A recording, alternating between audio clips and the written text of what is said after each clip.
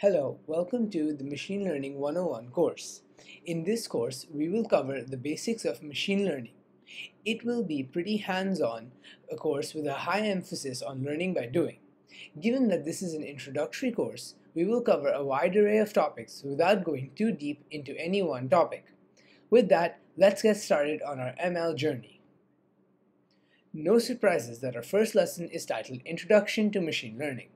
But you might be surprised to know that before the end of this lesson, you will get hands-on experience training your very first machine learning model. You may have heard of many of these terms related to machine learning and felt confused what is what. Artificial intelligence is a very broad term used for any machine capability that mimics intelligent human behavior. A lot of AI capabilities leverage machine learning for intelligent decision making, but that is not a prerequisite. For example, a line-following robot can be called an AI, but we can implement it without using machine learning. Then comes machine learning, which covers the science of getting computers to learn without being explicitly programmed. We will discuss this further on the next slide. Neural networks are one specific type of machine learning models that consists of multiple interconnected processing units. Each unit is a small ML model in itself. Deep learning is an extension of neural networks as we increase the number of layers and connections. Deep learning has really revolutionized the field of machine learning in the last decade and is used heavily for complex machine learning applications like speech recognition, image classification, and generative AI. In this course, we will introduce deep learning, but the focus will be what is called classical machine learning. This course will lay the foundation to better understand deep learning concepts in the future, a possible Machine Learning 201 course. And just in case you were wondering where generative AI sits, it is the innermost circle here. It is a specific application of machine learning, and almost all prominent generative AI models are trained using deep learning. Before we get started about machine learning, let's understand where it is used. What is machine learning? You probably use it many times a day without even knowing it. Anytime you want to find out something like, how do I make a sushi roll? You can do a web search on Google, Bing, or Baidu to find out. And that works so well because their machine learning software has figured out how to rank web pages. Or when you upload pictures to Instagram or Snapchat and think to yourself, I want to tag my friends so they can see their pictures. Well, these apps can recognize your friends in your pictures and label them as well. That's also machine learning. Or if you've just finished watching a Star Wars movie on a video streaming service and you think, what other similar movies could I watch? Well, the streaming service will likely use machine learning to recommend something that you might like. Each time you use voice to text on your phone to write a text message, Hey Andrew, how's it going? Or tell your phone, hey Siri, play a song by Rihanna. Or ask your other phone, okay Google, show me Indian restaurants near me. That's also machine learning. Each time you receive an email titled, congratulations, you've won $1 million. Well, maybe you're rich, congratulations. Or more likely, your email service will probably flag it as spam. That too is an application of machine learning. Beyond consumer applications that you might use, AI is also rapidly making its way into big companies and into industrial applications. For example, I'm deeply concerned about climate change, and I'm glad to see that machine learning is already helping to optimize wind turbine power generation. Or in healthcare, it's starting to make its way into hospitals to help doctors make accurate diagnoses. Or recently, at Landing AI, I've been doing a lot of work putting computer vision into factories to help inspect if something coming off the assembly line has any defects. That's machine learning.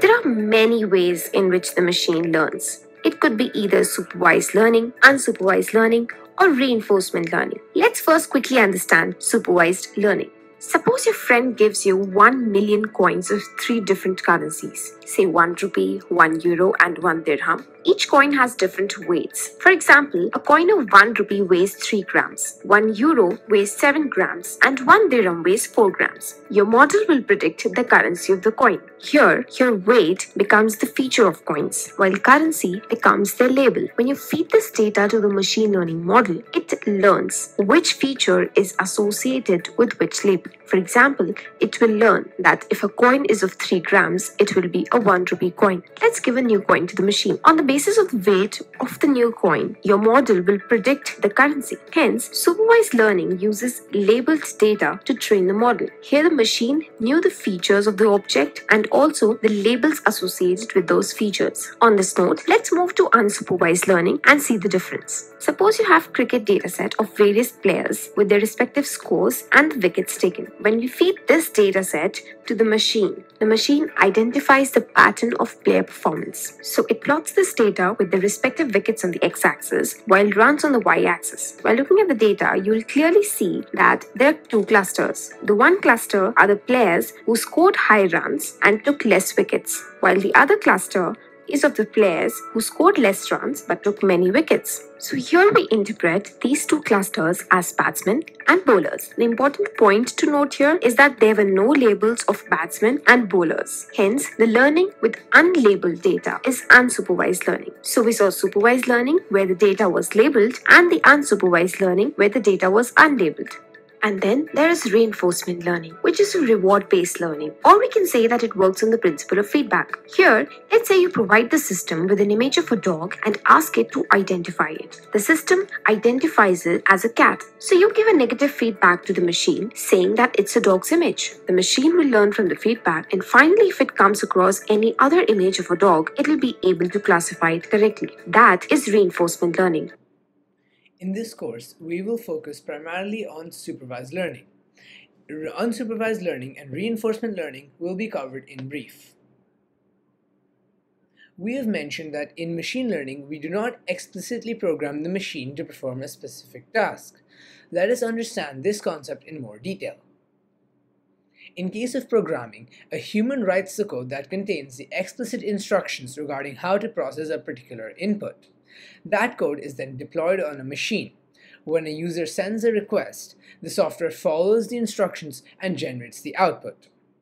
But in case of machine learning, the key task human performs is around preparing the data that is fed into the pre-existing machine learning algorithm. The output of this process is a trained ML model.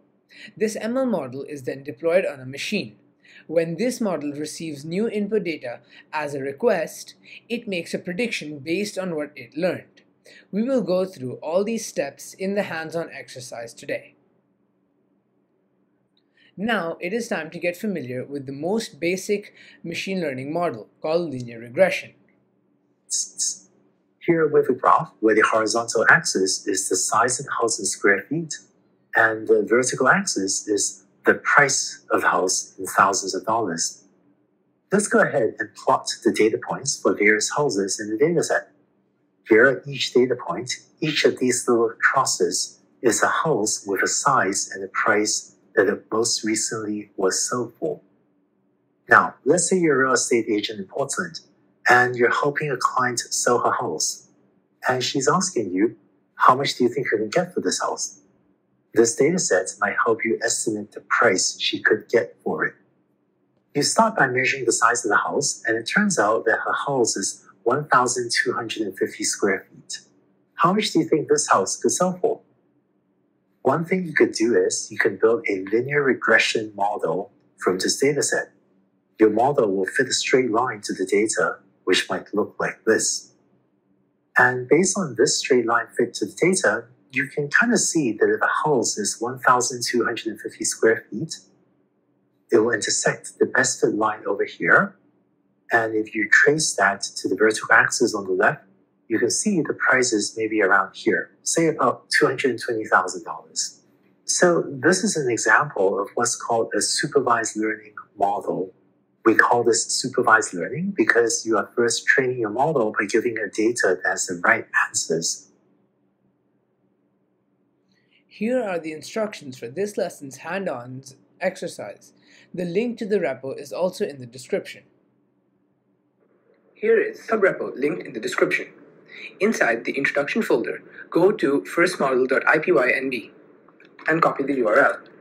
This file is a Jupyter Notebook. The extension IPYNB stands for Interactive Python Notebook. We are going to use Google Colab, an online tool, to run Python code in an interactive environment. Search for Google Colab and click this link.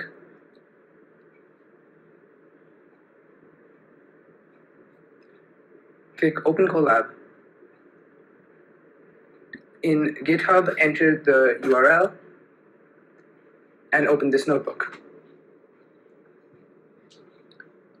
First, let us clear the outputs so that we can see what is happening.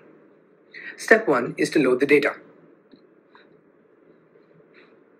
The data is in a CSV format, and this requests the file from GitHub and puts it in the data folder over here. You can see that our file, satgpa.csv, is in the data folder. Now, we are going to load the data into our local environment using pandas. After that, we will explore the data. So here we have a data set with 181 rows and 2 columns, the students' GPA and their SAT score. Now we're going to look at the first few rows, and here are some statistics about the data. Now we're going to plot a scatter graph so that we can visualize the data. Step 2 is to prepare the data for model training. Hence, we're splitting it into training data and testing data. The feature is GPA, which will be the input, and the label is SAT score, which will be what the model predicts. Now, since the model requires the features to be in a 2D shape, we're going to reshape them. Step 3 is to train the model. We're going to use a simple linear regression model. And done, model trained. Training the model is actually not as hard as you might think. Now we're going to see how the model performed on the train set. Step 4 is to see how well the model performs against the test set. For linear regression, we use a metric called mean squared error. We will go over the different metrics used for regression and classification later in the course. Now, try it yourself. Replace 3.94 with your GPA and see what your SAT score would be. Now, linear regression learns a straight line with the formula y equals mx plus c. By plotting this line on the scatter graph, you can see how well the model performs. The performance does not seem very good, but we will try and fix this next lesson.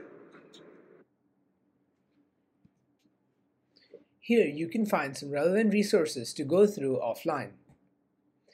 This brings us to the end of the first lesson. In the next lesson, we will dive deeper into linear regression models.